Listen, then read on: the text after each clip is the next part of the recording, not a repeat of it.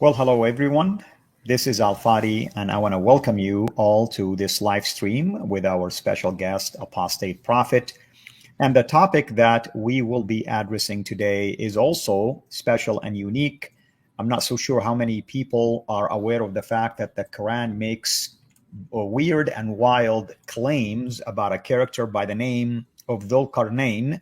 One way to translate it is the man with the two horns. Others can translate that the man of a couple of centuries, because the word qarn in Arabic could mean a century as well. All that to say is that there is so much debate out there about the person who is behind this. Usually, the majority point to Alexander the Great, but there is Cyrus also the Great as one of those characters, among many others as well. So today, our friend and dear guest here that we are honored to have, Apostate Prophet, is going to really give us some kind of a summary overview about this topic, in hope that at some point later this year, he and I will do a detailed series on this particular topic. Now, for those of you who are joining us for the first time, I want to welcome you wherever you are. And for those of you who are Muslims, please don't come here attacking us. Come here and just listen to what we will be sharing with you. In fact, Islamic sources actually are the one that will be most, often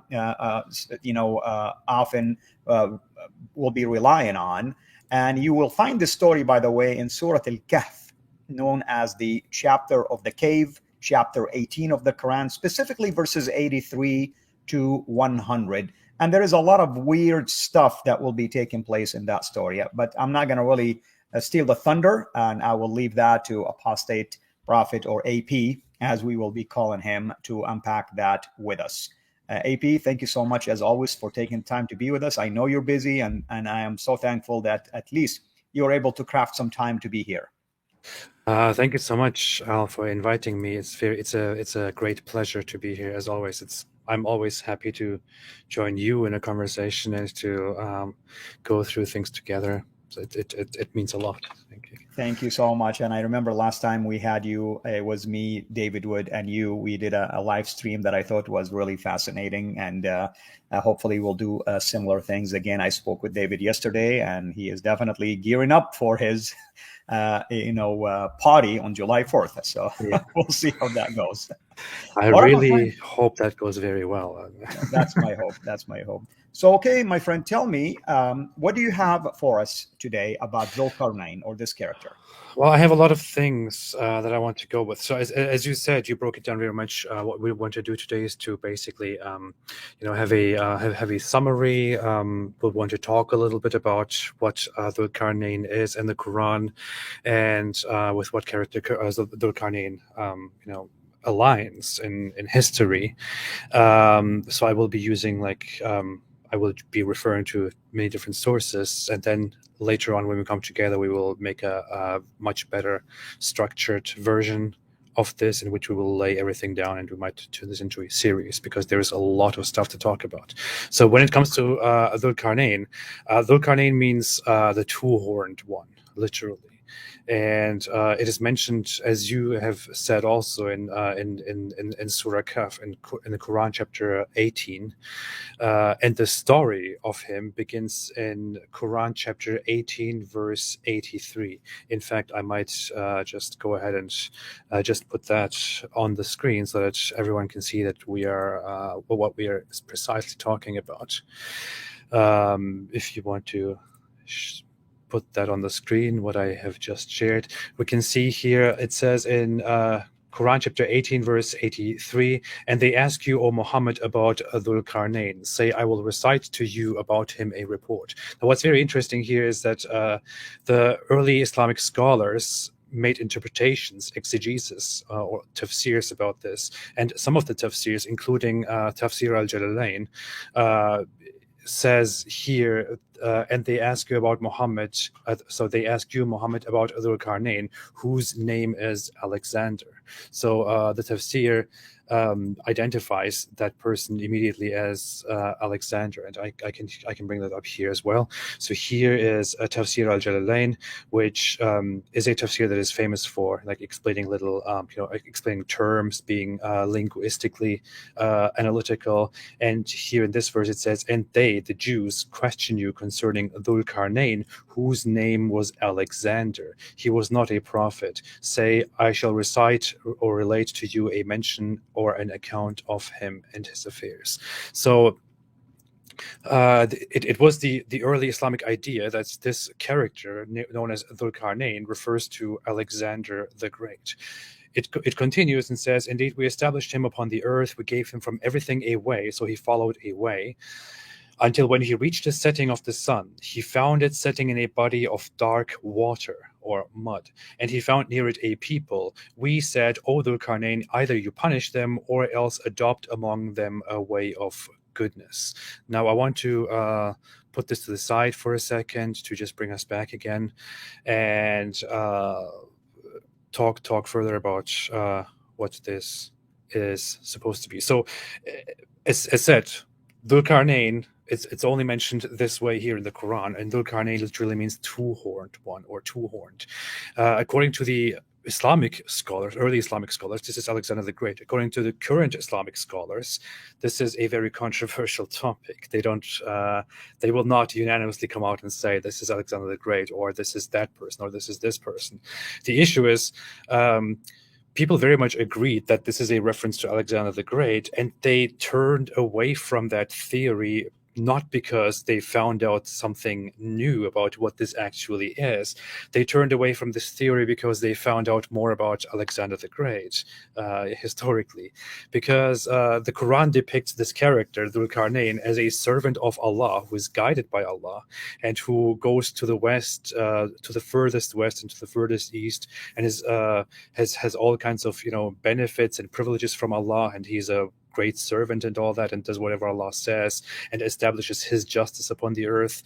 But we have found out later on that Alexander the Great is not somebody who was serving an Islamic god. On the contrary, Alexander the Great was very much a pagan polytheist who had a mixture of religions that he practiced and preached whatever was pragmatic for him in his society. He became very huge. He had a lot of conquests. He became very arrogant with his conquests. And I mean, there are historical records that he actually commanded people to bow down to him and to, basically engage in worship of him, which historians say is something that he adopted from Persian culture, because in Persian culture people would bow down and then lay down and worship their rulers. And Alexander the Great, as he became a ruler over all these regions, including the Persians, he commanded people to basically also lay down and to worship him. I mean, to prostrate and to worship him, which is also how Muslims pray, by the way. And we found all that out about him, and we found out that he engaged in many, unacceptable social activities, sexual activities, and then, worship of all kinds of different gods. So now the Muslim apologists or the Muslim scholars look back at this and say, wait a minute, if Alexander the Great is a guy who engaged in, polytheism and paganism and demanded that people, not only venerate but very much worship him, then Dhul Qarnayn, who is a servant of Allah, cannot be Alexander the Great, which is why they came to the conclusion, guys, we don't know who Dhul Qarnayn is. People in the past thought it was Alexander the Great, but that is obviously not possible. What's very funny is I had a personal thing, a personal experience with this as well, where I was talking to a religious scholar, to my religious teacher in high school, way back when I was in high school, and I was very curious about this whole Dhul Qarnayn character, and I asked my teacher then, and he was a very knowledgeable guy, and I spent a lot of time with him arguing about religion and all that. I said, so who is this Dhul Qarnayn? People say he's Alexander the Great, but I don't understand. Is that it? Why do we not know more? Why are we not given more information? And he said, well, obviously, we are told that it is Alexander the Great, but you and I know very well that that just can't be true, because Alexander the Great was nothing like a proper Muslim, so therefore it can't be true. The logic here is very funny, isn't it? It can't be referring to Alexander the Great because Alexander the Great does not align with our religion. if it did, then Yeah. it could be Alexander the Great. But Islam is true, and if Islam is true, then this guy must be a very righteous, proper guy. But Alexander the Great was obviously not like that. Therefore, it can't be Alexander the Great. Absolutely, and it's a miracle of reinterpretation, Yeah, as David Wood always puts it correctly, yeah, and that's what's happening lately. As you know, AP, because of a lot of new discoveries now, many of these Islamic scholars are really finding themselves to be forced to admit the obvious. In this case, you cannot really claim that Alexander the Great is the same character who, historically speaking, everybody knows that he was a pagan. He didn't believe in Allah. He wasn't a prophet. He wasn't, a righteous man by using the description of that. So they're forced now to try to recant that. And even if we take Cyrus the Great as the alternative, the Bible is very clear that he wasn't a believer also. So our yeah. Muslim friends got a boatload of problems here.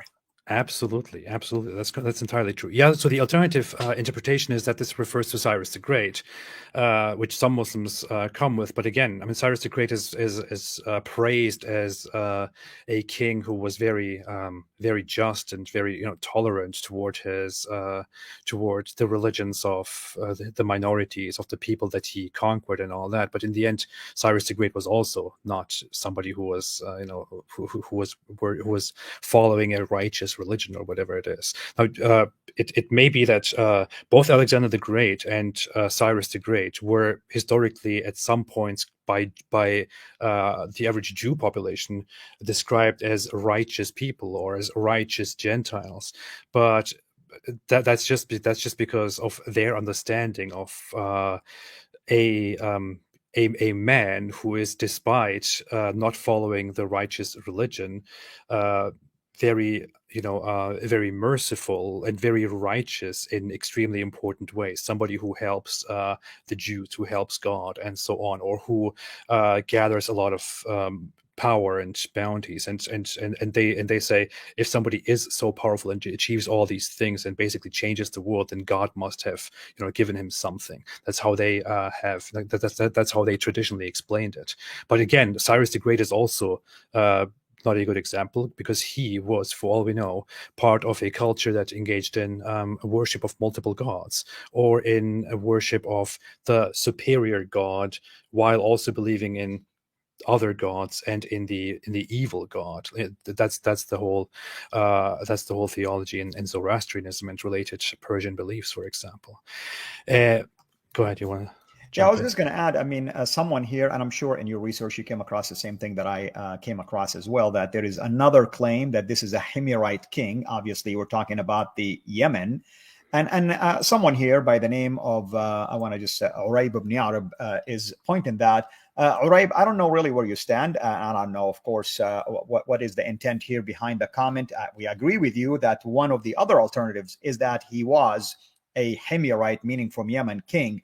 But here's the problem, AP. And if we were to take that approach, meaning someone different than Alexander the Great or even Cyrus the Great, the Quran have a big problem now, because the Quran is talking about someone that covered the earth, moving from one place to the other. So only Alexander the Great, at least, could fit the bill. And if we want to take Cyrus wasn't as extensive in his military campaign as Alexander himself. So you're welcome to add to that if you like. No, definitely. So there are only very few people in history who are known to have ruled a huge part of the known world. Alexander the Great is one of them. Cyrus the Great is one of them. Alexander the Great looked up to him and his rule. But yeah, I mean, you have very few people who actually fit this description. The issue is, it's very hard to escape the idea that this actually refers to Alexander the Great, because there is just so much evidence for the idea that this is Cyrus the Great. Now, we can include many of these sources of this into our in our next work, but Alexander the Great was historically known, according to many different sources, as the one with two horns, and this has different explanations depending on what culture and what source we're looking at. Like an Egyptian source, for example, says that Alexander was a son of a god, or a descendant or ancestor of a god, and the god was associated with two horns, which is why it was only normal for Alexander to also have two horns on him, which he then would probably have on his helmet, or at least in descriptions, which is why he was known as Alexander the Two-Horned One. This is an Egyptian tradition which is much older than Islam. There are certain other, I believe, some North African traditions which say that he was known as the Two-Horned One, metaphorically, because his empire, his kingdom spanned like everything from the east to the west. Of course, they're being hyperbolic here, which is why they say his horns reach both sides of the world. So he's the two-horned one. And the thing is, this whole depiction of Alexander the Great as the two-horned one was also in circulation among different regions, including Arabia, on coins. Coins with Alexander the Great with two horns on a helmet or just on himself were in circulation even in the time of when Islam arose in Arabia and in neighboring regions. So this character was known by people as a legendary ruler who did such wonderful, great things, and who was remembered as this ultimate king who is on our coins as the two-horned one. It is no coincidence that legends of this guy also make it into the Quran as the two-horned one. And isn't it strange? The Quran references somebody named the two-horned one, and it clearly tells us that people are asking Muhammad about this guy. People are coming and asking him about the two-horned one. Who is this two-horned one? So this is somebody that people know about. And the Quran then jumps in and begins to explain, well, the two-horned one is some guy who is actually Allah's great servant. And it's amazing. I mean, just like they asked him about the spirit, and it took him ages to answer. Someone else, by the way, I'm just paying attention to some of the comments, is stating that you can look at Nebuchadnezzar and at Cyrus as two characters mentioned in the Bible. That's what the person is saying. And the fact that they both acknowledge Yahweh. I would disagree with that comment, by the way. Only Nebuchadnezzar, we know that from the book of Daniel, acknowledged the God of the Jews. In the case of Cyrus, God is the one who chose him, called him his Messiah. You read about that in the end of Isaiah 44 and the beginning of Isaiah 45. But we don't have evidence, biblically speaking, that Cyrus, acknowledged also the God of the Jews. But even if the interpretation is that it's hidden there, it's implicit, these two could fit somewhat this bill that the Quran is talking about. But as AP is stating correctly, all evidence point to Alexander the Great. I mean, everything points to one certain person. No wonder all early interpretations or commentaries of the Quran actually points to him, because that's the most commonly known character in those days. I want to also mention one thing. There is another problem here, of course, AP, and you might want to talk about it if you like. One of the claims in that story, meaning the story of Dhul Qarnayn in chapter 18, verses 83 to 100, that he came to the rising of the setting of the sun, and like it was setting in a pool of mud, Well, if we look at Alexander the Great, historically speaking, he's always been moving east, not west. Mm-hmm. That is true. I mean, he's that's where he was a Macedonian person who started out from where Greece is today, and went all the way to the east. And I believe his death was in a Babylonian city, because he goes all the way, conquers, and returns there and stays in that region, and then he dies there. That's how it occurs. By the way, Cyrus the Great. If some Muslims want to claim that Dhul Qarnayn is actually Cyrus the Great, then Cyrus the Great was a great conqueror and all that, but he was killed in a very in a very historically famous way, in a very glorious way, glorious for his opponent, by a tribal queen, Tomarus. He was basically, his head was severed, and she just rejoiced over this, and this is known as the brutal end of him. And I don't know, this it's a very interesting historical event. But yeah, there is much more to this. So we usually, when we look at this story, we talk about the sun setting in a muddy spring, but even that is something that you can find in these old myths, these legends that were written about Alexander the Great. Much of what is being said here in the Quran, let me share this screen here again. Let's look at the Quran. Let's continue from here. Much of what is being said here in the Quran is stuff that corresponds with legends that were told in these times about Alexander the Great. Like, he reaches the setting of the sun, he finds it setting in a body of dark water, and so on. Now this part, he said, as for one who wrongs, you will punish them, and so on. As for one who believes as righteousness, we will have a reward of the best for him. Now he then followed away until when he came to the rising of the sun. He found it rising on a people for whom we had not made against it any shield, which is a strange description. But he goes very far to the east and finds people who are not protected enough from the sun. Thus we had encompassed that he had in all that he had in knowledge. Then he followed away until when he reached a pass between two mountains. He found beside them a people who could hardly understand his speech. So the description here corresponds to Dhul Qarnayn encountering a tribal people, I guess, with whom he cannot properly communicate because they don't speak each other's languages.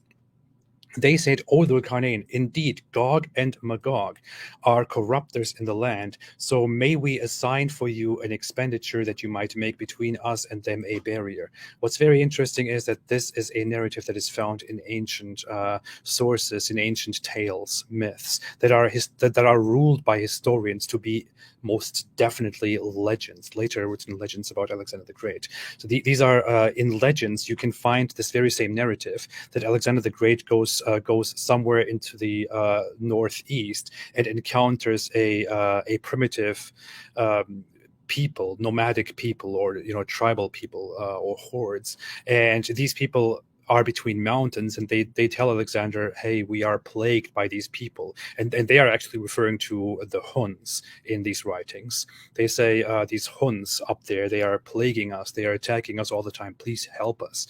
And Alexander the Great then says, okay, bring me some iron, bring me some material, and I will build a wall for you to protect you from those people. And in that story also, he asks them, who are those people? And they say, their rulers are Gog and Magog, and so on. And they count several kings, which is very funny. It just seems to coincidentally fit very much with the Quran's narrative here. It goes on, it says, he said, that in which my Lord has established me is better, but assist me with strength. I will make between you and them a dam. Bring me bars of iron, until when he had leveled between the two mountain walls. He said, blow, until when he made it fire. He said, bring me that I may pour over it molten copper. Very hard to read. So they, Gog and Magog, were unable to pass over it, nor were they able to penetrate this wall. Let me finish this part, and then we'll get to some interesting stuff. Dhul Qarnayn said, this is a mercy from my Lord, but when the promise of my Lord comes, he will make it level, and ever is the promise of my Lord true. So he finishes the wall, and he says, this is a mercy from my God, but one day, bad things will happen, and we will leave them that day, surging over each other, and then the horn will be blown, and we will assemble them in one assembly. So one day Allah will level this wall, bring it down, and then those hordes that are trapped behind that wall will surge over each other and will invade the world. This is a narrative that we will find abundantly in the hadiths, and we will present hell that day to the disbelievers on display, and so on. The issue is, what is being described here in the Quran is something that we can further find described in the hadiths. Muhammad explains this wall and Gog and Magog as one of the signs of the coming final hour. He says, and I think it would be very beneficial to actually bring up an example of such a hadith. He clearly describes that Gog and Magog are trapped behind this wall, which Dhul Qarnayn built for them, and they try to dig through this wall, but they just cannot get through it. It just doesn't work. But one day, at the end, when the hour is about to come, Allah will make it able for them to dig through that wall, and then they will invade the earth and will, massacre populations around the earth, including the Arabs. And he even says, woe to you for what is at hand. Like, this is about to happen. Today, the Gog and Magog made such a big hole in this wall. I didn't actually think about preparing that in advance, but I think I can find that very quickly if you want to add something. Yeah, certainly. What I wanted to say is this particular story about the wall and Gog and Magog in Arabic, Ya'juj or Ma'juj. I mean, I grew up learning this, is that they are the signs of end time. In fact, they are one of those signs of the end time when Ya'juj or Ma'juj or Gog and Magog will end up attacking the enemies of Allah, and Jesus will come down basically and defeat them. But and people will be flooding to the mountains because these are vicious people that will eat flesh and eat everything. But the idea is that every day they eat through the wall until it becomes hush. They can see through, and they say, okay, we'll sleep, and tomorrow we'll finish this. And they go to sleep, come back, the wall is back again to its normal size, and they eat through. I mean, it's like they're doing this every day until the end times. But some Islamic historians thought that the Mongol fit the bill. And they thought maybe the wall has been already destroyed, and that's why the Mongols are the Ya'juj or Ma'juj or Gog and Magog when they made their attack back in the 13th century, of course. So, I mean, in the 11th century, I should say. Mm-hmm.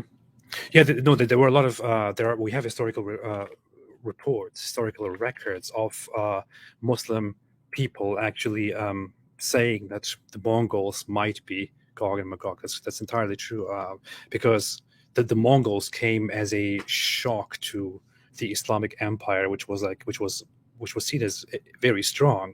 Suddenly, the Mongol hordes start storming the Islamic Empire and basically bring it down to its knees and scatter it, basically destroy it and humiliate it. And they thought, how could this happen? We thought we were going to, rule until I guess things will go down, and this is it. The time has come.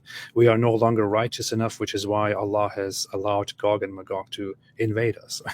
That was absolutely the theory. And the Mongols' invasion, by the way, was a pivotal point in the history of Islam. Of course, it brought to an end to the golden age of the Arab Islamic Caliphate, because now you have the Mongols, and the claim, of course, that some of them converted to Islam. In fact, that's one of the topics or the subject matters of Ibn Taymiyyah's one famous fatwa against them, allowing people to rise against the rulers and even fight them. Bin Laden used this to justify the attacks against Islamic nations, by the way, and ISIS used it as well. After the Mongols came Salahuddin or Saladin, which is a Kurdish empire. Lasted for just a couple hundred years, and then came the Ottoman Empire. So the Arab Empire basically was brought to an end since the days of the Mongolian invasion, technically speaking, or the Mongols.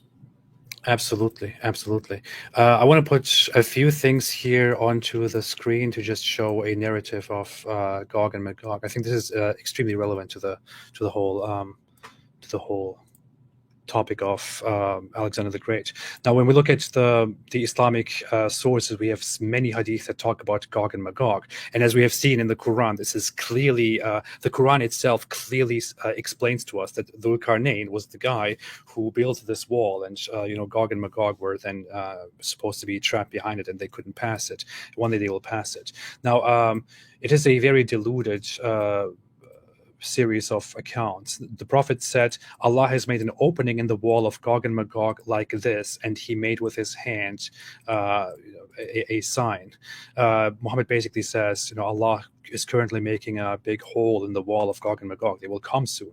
In one of them, he says he opened this wall so much and made the figure of 90 with the help of his hand. Apparently, this meant something for them back then. Muhammad says they are coming soon. 90, but nobody really knows what that what that is in reference to. Obviously, 90 days, 90 months, 90 years, 90 seasons. I don't know. Oh, It's also Muhammad was so a bad term. precise in his prediction. Here he clearly says, "Look, this is one of those end time prophecies, which I think is a clear indicator that he was just full of it." He says the prophet once came to her, to Zainab, to his wife, in a state of fear, and said, "None has the right to be worshipped but Allah. Woe unto the Arabs from a danger that has come very near. An opening has been made in the wall of Gog and Magog like this," making a circle with his thumb and index finger. Zainab said, "O Allah's messenger, shall we be destroyed even though there are pious persons among us?" He said, "Yes, when the evil person will increase." So very nice, very befitting horror story, which is like, don't be evil, don't be disobedient, guys, because when you become evil and when you become disobedient, then Gog and Magog, they're going to attack and they will destroy everything, and woe to the Arabs, it has come very near, they are making a hole in the wall right now. Like, this is very interesting because he is clearly if the description of him being in fear and coming to his wife and saying, "Oh no, they are coming," is real, then I would say Muhammad had some big problems. Oh yeah, and he made this this sign. It's like A-OK. And but there's so much more to it. He says this will happen soon. Woe to the Arabs from a danger that has come near, and an opening has been made in the wall of Gog and Magog. Now, we talked a lot about who Dhul Qarnayn is, about him possibly being Alexander the Great. We mentioned that Alexander the Great is mentioned in some legends to have built a wall for some tribes and some hordes and so on. According to the Quran, he built a wall to prevent these people from coming through. But hey, we are in the 21st century. We have Google Earth, we have Google Maps, we have discovered all corners of the world by now, and I'm just curious about one thing. This was said, according to these reports, in the 7th century, at the beginning of the 7th century, by Muhammad. There are people behind a wall, and they're digging and digging and digging, and one day they will come out, and they are so numerous, they will destroy everything. Where are these people? Where is this wall? Where is it? Why don't we find this wall, and why don't we find these people?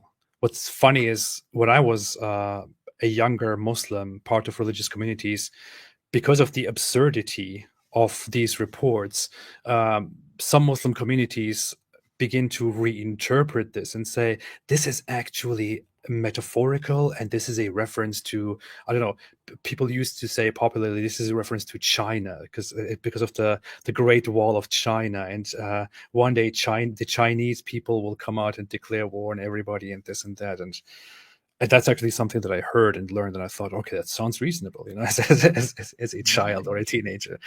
At some point, as a teenager, I don't know if they told you this. I mean, they told me that the Great Wall of China fits the bill also. I don't know if you were told something like that. Yeah. No, I was told it's the Great Wall of China, and that's the wall that was built, and one day the Chinese people will storm through this wall and invade the world. But that doesn't really make sense. They don't have. Well, they already stormed through the wall, technologically speaking, through technology and AI and everything, and they're stealing everything right now. So.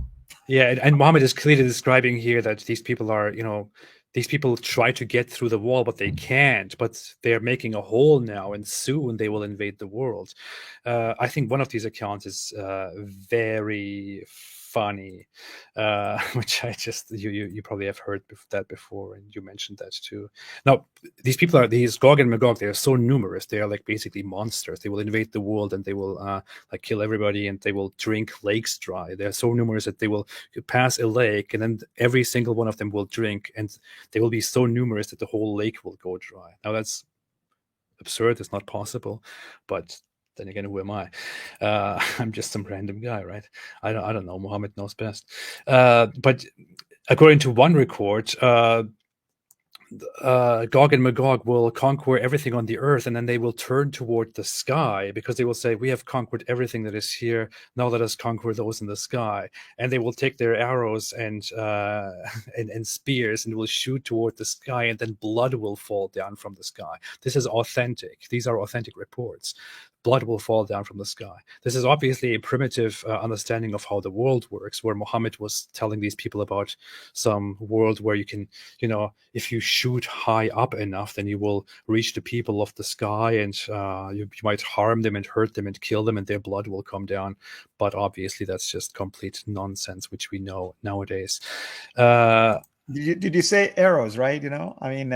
Allah, we have F-16 and F-18s and F-35s and stealth fighters, and Allah could not predict any of that, but he still uses arrows. Yeah. Exactly. If you want to put this quickly on the screen, I just want to go into this very funny narration here. It says, Gog and Magog people dig every day until when they can almost see the rays of the sun, the one in charge of them says, go back and we will dig tomorrow. This is what you were basically describing earlier.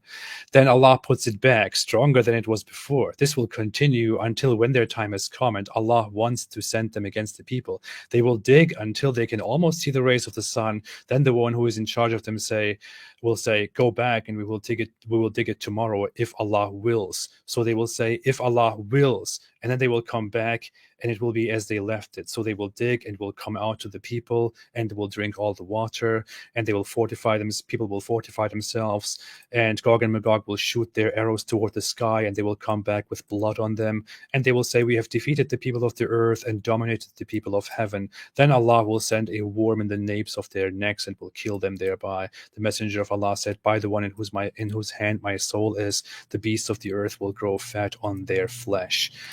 Now, I don't know, when I read through this, it just sounds like the most ridiculous thing. I've never seen arrows shot all the way up and they still come down with blood on them. With blood. I want to try it. I don't know. I want to try shooting some arrows up to the sky and see if they come back with blood on them, with the people of the sky, of the heavens. But yeah, AP, those are metaphorical things, AP. I don't know what you're talking about. It's metaphorical blood, yeah. Metaphorical arrows with metaphorical blood on them. But the whole thing is also funny. They dig and it doesn't work because Allah keeps putting the wall back up. And one day they dig and say, tomorrow we will go back and then we will finish this, inshallah. And then, because they said, inshallah, if Allah wills, it will work this time. So they will finally be able to invade the world. And this is the story of Gog and Magog, which Alexander the Great, a.k.a. Dhul Qarnayn, protected us from. But eventually, Allah will do whatever needs to be done. Yeah, someone mentioned here, and it's really interesting that the purpose why the Chinese built that wall is initially to protect them from attacks like the Mongols, for instance. Mm-hmm. So why in the world would they breach the wall and go the other direction? I know it's a pretty dumb theory, but people have to spare to somehow come up with an alternative theory, because the one that they currently hold doesn't make sense. So what makes sense? I guess the Chinese, because there is a wall that fits the description. It doesn't really fit the description, but yeah. I'm looking for a specific hadith. You probably know about this. I should have. I don't have that already here, but there is a narrative indeed about this whole story of Alexander the Great and the seven sleepers, I think, where people come to him and ask him. I think the Jews come to him, and ask him questions to find out if he's really a prophet or not. And they say, we want to ask him three things. One of them is some people who slept for a long time and then woke up. Then somebody who walked all the distances of the earth and did great things, and something else. And Muhammad then says, I will come back and answer your question tomorrow. Why? And then he goes away, but then he doesn't come back with this question until like 2 weeks later or so. And then he explains. He wasn't led by the Holy Spirit yet. He explains, he says, it took me so long because I forgot to say inshallah, if Allah wills. If I had said it, then I would have got it immediately, but that's why it took me so long. And then he explains the whole story of then the Quran revelations come about the seven sleepers, which is a tale that he stole from Christian traditions, and also Dhul Qarnayn, which is a tale that he also took from local traditions. If I'm a Muslim, I'll tell you, Muhammad was Googling the answer. So they were Google back then. Yeah, Google back then was just very slow. That's why it took him so long. Oh man.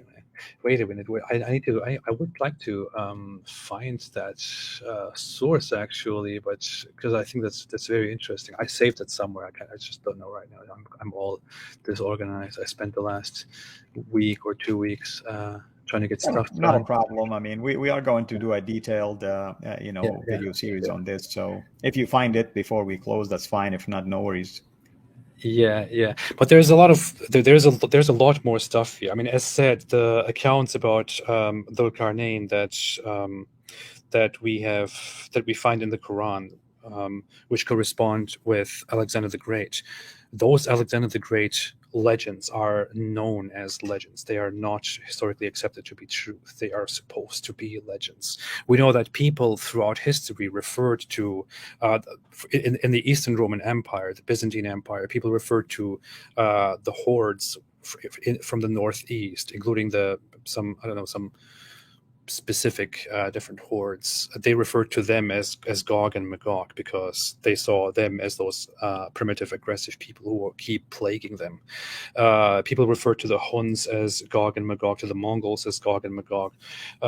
Muslims themselves refer to the Mongols as Gog and Magog. The Scythians were referred to as Gog and Magog. This was used as a label to basically vilify people because nobody really knows who Gog and Magog were or who they are supposed to be. And Muhammad simply adopts a story in which he doesn't go with a labeling or some theories. He directly includes this as Muhammad's clear, unchangeable word and as a prophecy about the future, which just does not make sense.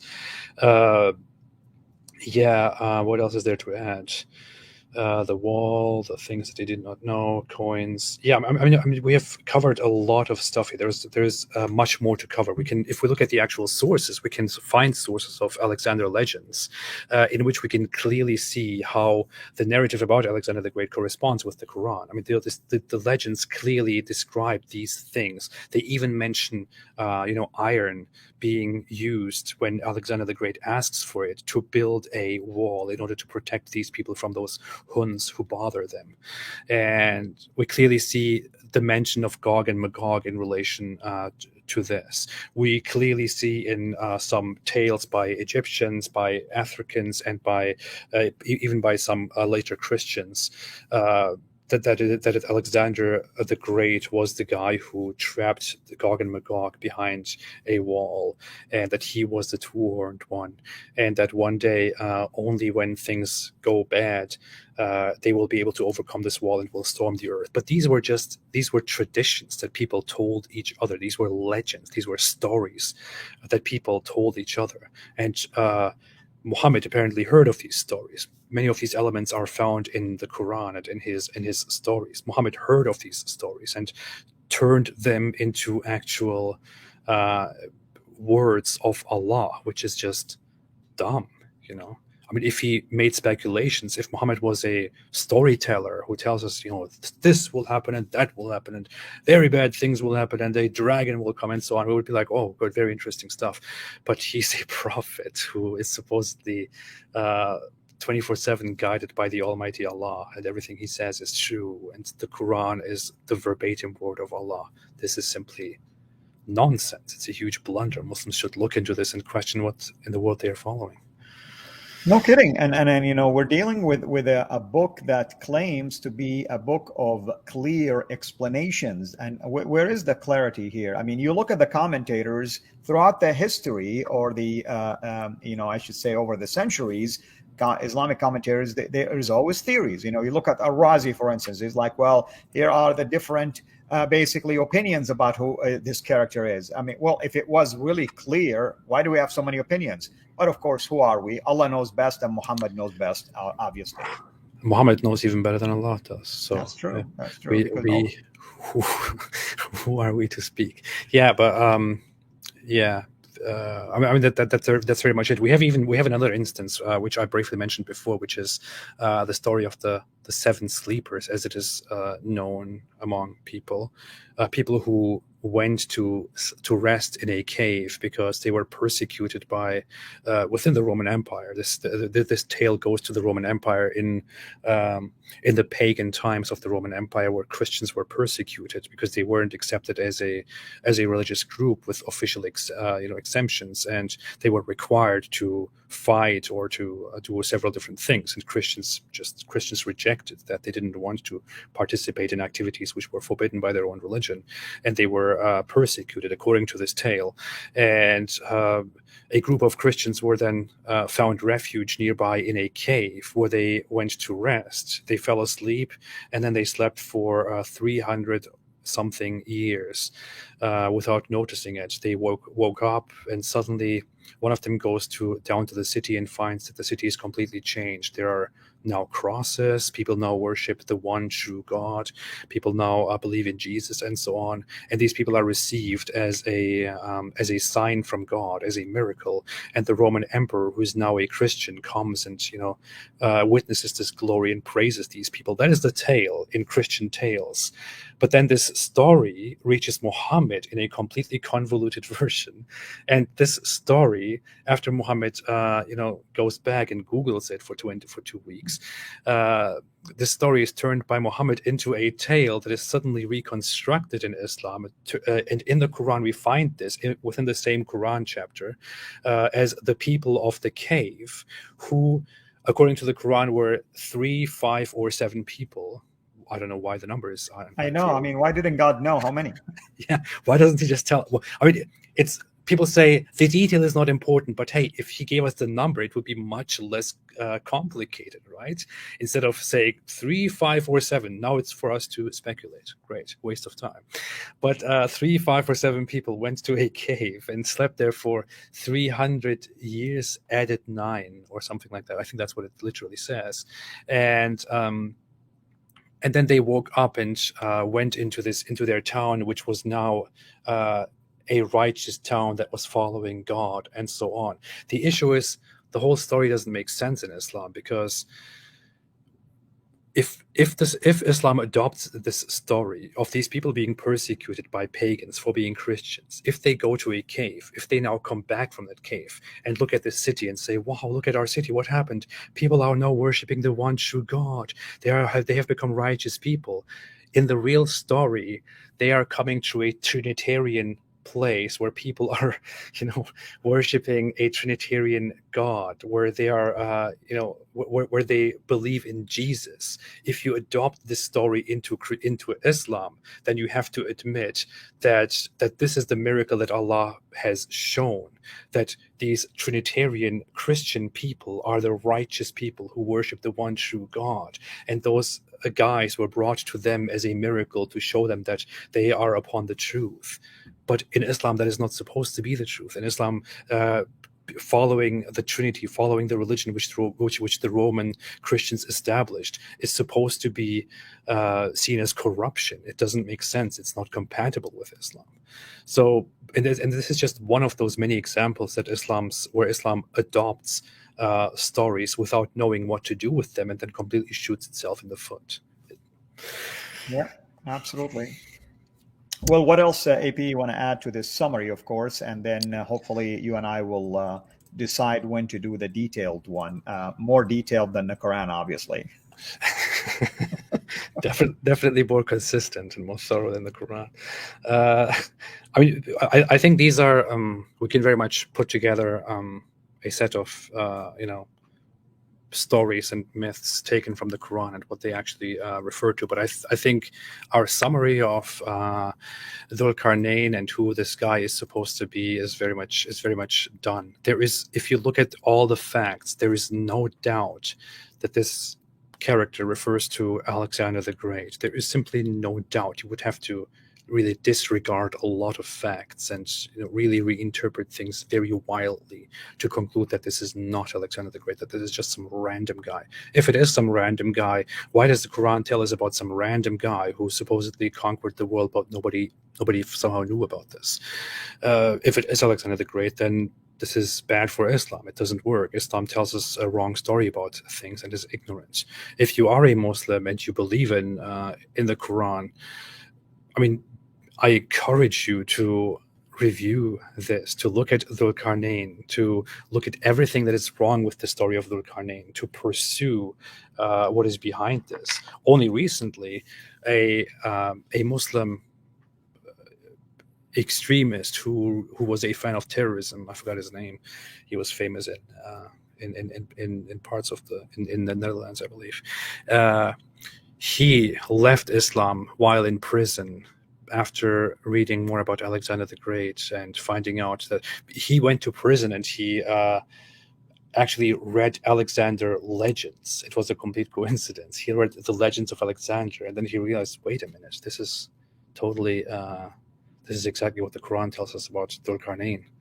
And then he gets this Quran and compares the notes, and he sees that the Quran basically plagiarizes legends, like fan fiction about Alexander the Great, and doesn't even do it right. And he can't resist, and he ends up leaving Islam because he realizes that the Quran is just a made-up book compiled by people from folk tales. It really is that strong, which is why we need to really sit down and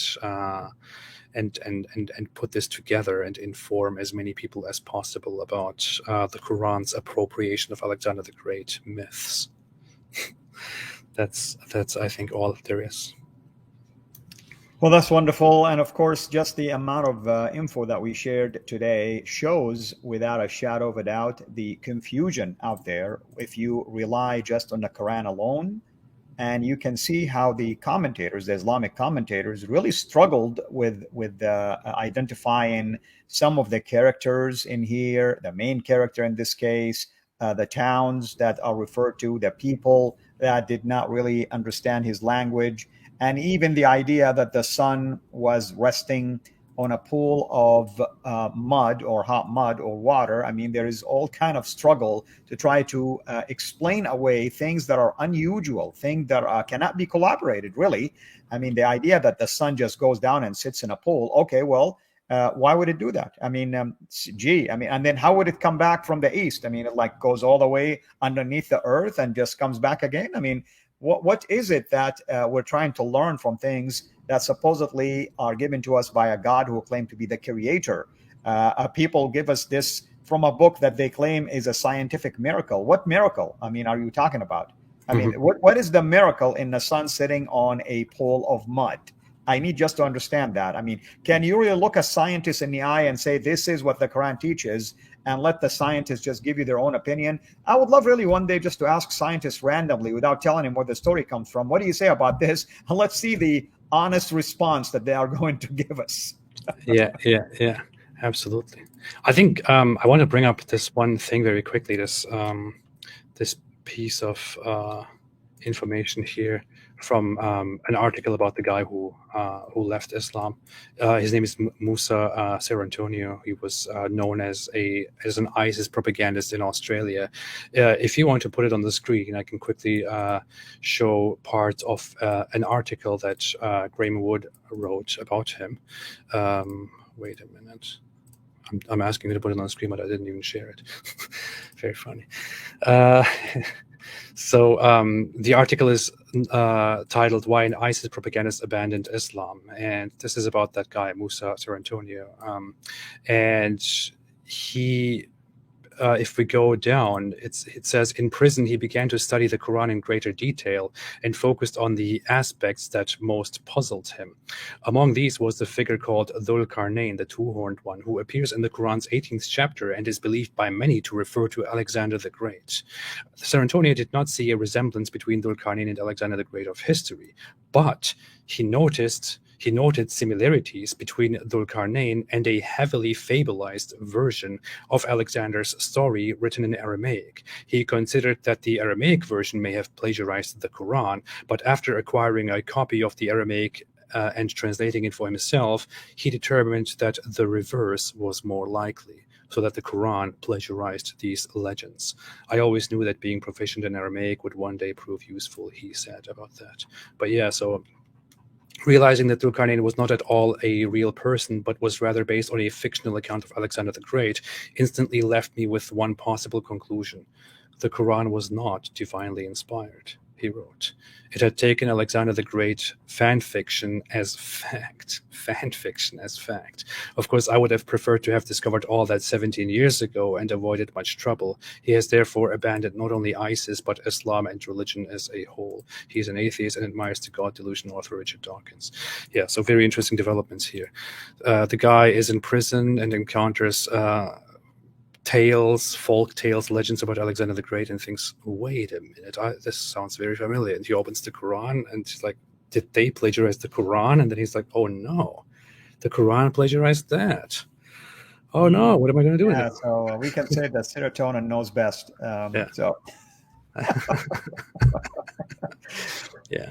All right, my man. Well, thank you so much, of course, as always. And I think people now are eager to watch, hopefully, the future video series that we'll be doing along these lines. And like you stated, I would love to also focus on other mythical stories and other basically claims, wild claims like this that are made by the Quran. Of course, again, we were talking about a character known by Dhul Qarnayn.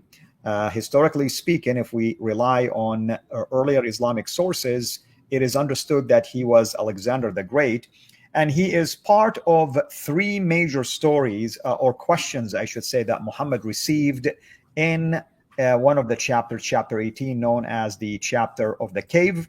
And he was asked in there about the sleepers in the cave. He was asked about the spirit, and here he was asked about Dhul Qarnayn, or this character. And obviously we can say that Muhammad failed each one of them, not necessarily one only, all of them.